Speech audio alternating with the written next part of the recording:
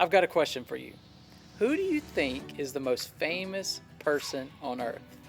Think about that for a second. Who would you say? Who is the most famous person?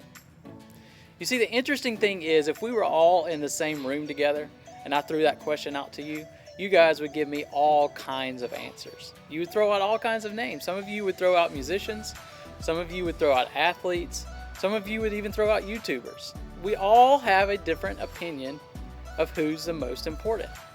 If you're not into sports, an NBA athlete isn't going to mean a whole lot to you. If you don't like fashion, the top designers aren't going to be a big deal to you. If you don't like movies, the guy who played Iron Man in the Avengers movies just doesn't matter a whole lot to you. You see, they might be popular, but they're not popular with you. And because of that, they don't have a lot of influence over your life. Now, what do I mean by that? Well, influence is the ability to have an effect on someone else. The ability to affect someone's behaviors, their choices, or their thoughts. And while we might not agree on who's the most popular or who's the most famous, we can agree that popular people, famous people, definitely have influence on us. What they say matters. We dress a different way because of what popular people do, what influential people do. We talk in different ways. We act in different ways, for the good and sometimes for the worse. I grew up in the 90s. Yes, the 1990s. I'm pretty old. And in the 90s, we watched a show called Saved by the Bell. And the most popular person on there, the guy that we all wanted to be like, was a guy named Zach Morris. And we all wanted to be just like him. We wanted to dress like him. Here are two pretty bad examples of how I attempted to dress like Zach Morris. Yeah, those are pretty bad. Here's the funny thing about influence. We all kind of fall in a few different camps. See if some of these ring a bell with you. Most of us wonder if we have very much of it. When it comes to fame and popularity, that's something that most students and adults really don't have. Some of us think that we don't really have much to offer. You might say, hey, I don't really have a lot of life figured out, so what could I possibly offer anybody else? Maybe you do have the influence, but you struggle with the fear of failure. Like, you don't want to mess anything up. You don't want to lead anybody the wrong way. You don't want to make a mistake. One similar to this is maybe you have the pressure of influence. You see people with influence and you think, man, that just seems like a lot of work. I really am not interested in that. Or maybe you fall into the last camp. Maybe you haven't really given it a lot of thought. Sure, you see people with influence on your Insta or on YouTube, but you just don't really understand how you could possibly have influence on someone else. Here's the point. We all tend to think that influence is some big, unattainable thing. Sure, you see it in others, but when it comes to you, you just don't feel like there's really anything that you could offer anybody else. Thinking about influence and how to influence others is something that people have been thinking about for a long time.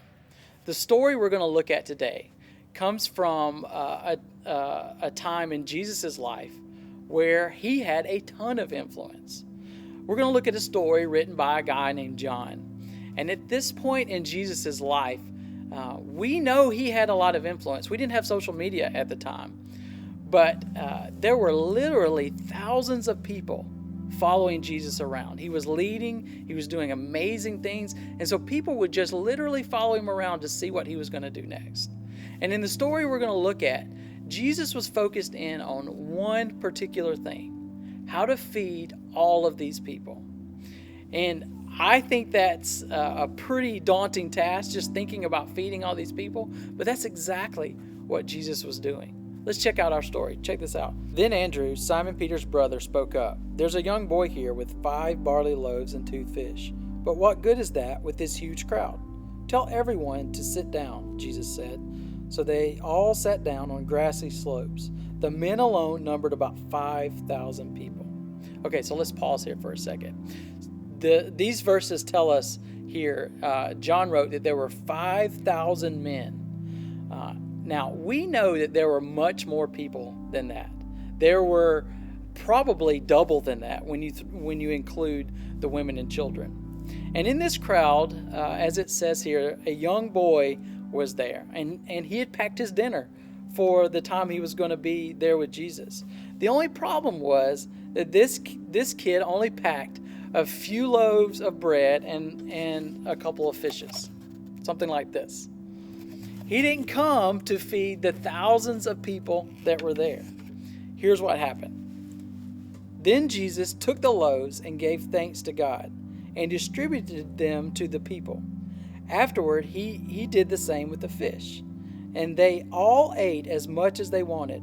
After everyone was full, Jesus told his disciples, "Now gather the leftovers so that there is nothing wasted." So they picked up the pieces and filled 12 baskets with scraps left by the people who had eaten from the 5 barley loaves. So the disciples took the little boy's food that he had brought for his dinner, and they gave it to Jesus. And I'm sure this little boy was nervous at this point, because not only did his food get taken away, but now it was expected to feed all of these people. And at first glance, this little boy, he didn't really have a lot to offer. I mean, he didn't have a lot to give. What little he brought, really, it didn't seem like it would have that much of an impact. But still, Jesus saw what this little boy did, and he chose to make an incredible impact with it. Because what Jesus did is he prayed over it, and he took this food and he kept passing it and passing it and passing it and passing it until every single person there had something to eat. In fact, the Bible says here that they were full, and there were 12 basketfuls of food left over. Isn't that an incredible thing that happened? Now, there's so much that's going on in the story, but I want to key in on one thing. You see, I think that Jesus could have fed these people in any number of ways. He could have rained down bread from heaven to feed all these people. He could have had fish jump up out of the sea to feed the people. But he didn't do any of that. He chose to use this little thing that this boy brought to make a huge impact. And he chose to do this, I think, to teach all of us an important point. Check out what happened. When the people saw him do this miraculous sign, they exclaimed, "Surely he is the prophet we have been expecting."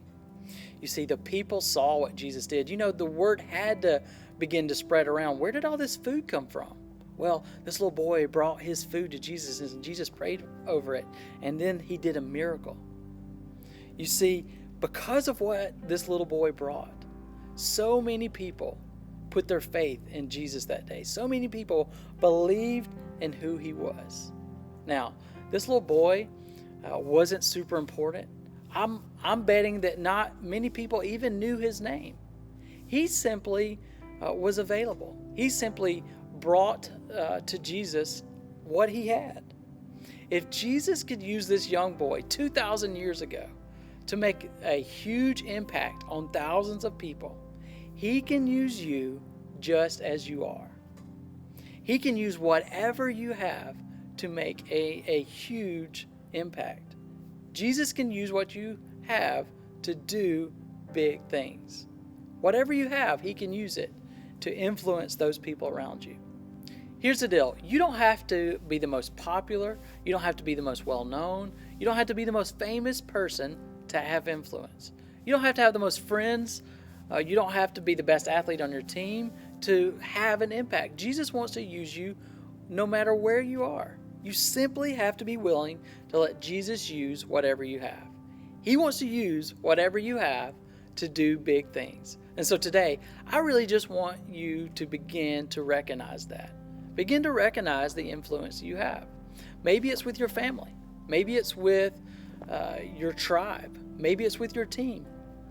Or maybe it's with one family member. Maybe it's with one friend. Maybe it's with a single teammate. The point is, you have influence.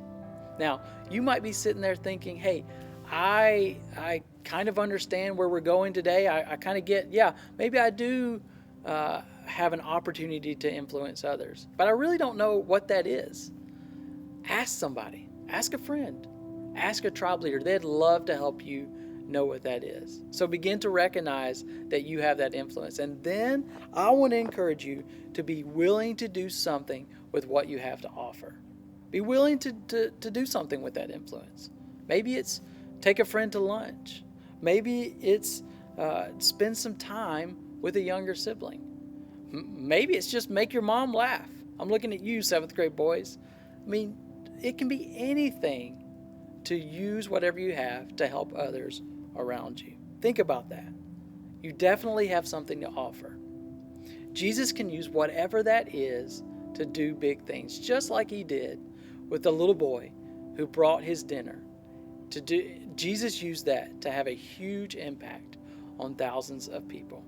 I want you to think about one question this week. Think about this. What's one area I can have influence in? What's one area I can have influence in? It's summertime. You're with your family a lot. You're with your friends a lot. How can you influence them? How can you help them know God more? What's one thing you can do to encourage them? Think about that. Think about those things this week. Understand that you have influence, and then be willing to do something with what you have to offer.